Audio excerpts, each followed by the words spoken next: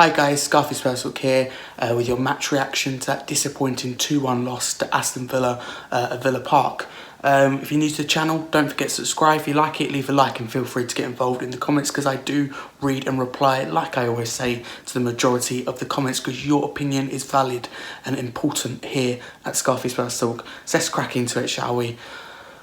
Once again, you know, we lose away from home and once again we can concede early on in the game, the first 10 minutes away from home, and once again we leave it too late, and once again the same mistake is being made, and once again the mistakes that are being made are not being learnt. You know, the whole point of making a mistake is you learn from them. You get told in school all the time, you learn from mistakes, but these players, this team, these managers, they don't learn from the mistakes.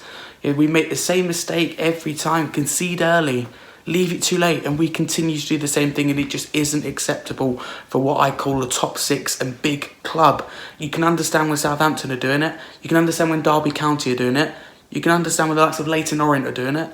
It's Sunday League. You can understand it. But we're talking about Tottenham Hotspur here, a club that has ambitions, you know, of finishing in top four. You know, Europe every season. You know, it's just not on. It really isn't. I've got to be honest with you, I think Villa deserved that. I thought the better team for the majority of that game. They wanted it more, that was clear to see. They were hungrier, and I think in every department today they were better than us. You know, for example, midfield I think was the main one. You know, our midfield was terrible today. Their midfield, absolutely fantastic. John McGinn especially, you know, winning everything, knowing when to pass the ball, hold it up. I think overall our performance today was disappointing to say the least. You know, the press was poor, as I said, the midfield was poor, timing runs was poor. But at the same time, I'm going to give massive credit to Aston Villa. Like I said in the match preview, you know, we're talking about a Villa side.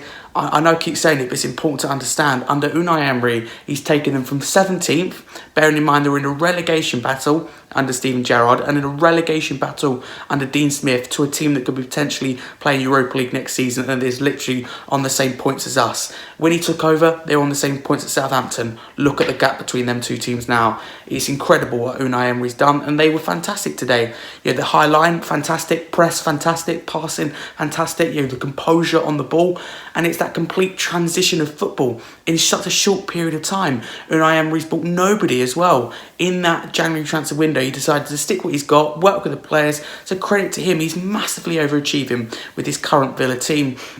You know, and they were just better than us, as I said, in every single department today. We leave it too late. Penalty from Kane, you know, definite penalty. Fantastic penalty, under so much pressure, cool, calm finish. So like Harry Kane, we just left it too late to get anything out of the game, didn't we? But I dread to think where we would be without Harry. You know, I think mid-table relegation battle, maybe even it's sad. I just hope we can keep hold of him. 48 days now as well without a manager, by the way. It just isn't acceptable, and this club is rotten from top to bottom, and change is needed, and change starts right at the very top. So yeah, hope you enjoyed this video. If you did, leave it a like and new to the channel. Don't forget to subscribe, and don't forget to tune in Monday to the next episode of these weekly live shows every Monday, 8 PM. I'm joined by, I think, 5 guests, including Rachel and Alfie, regulars on the show. And also feel free to get involved in the comments, guys, because I do read and reply. All the best, onwards and upwards, I suppose. I just can't wait for the seasons to end. Roll on next season. Come on, you Spurs.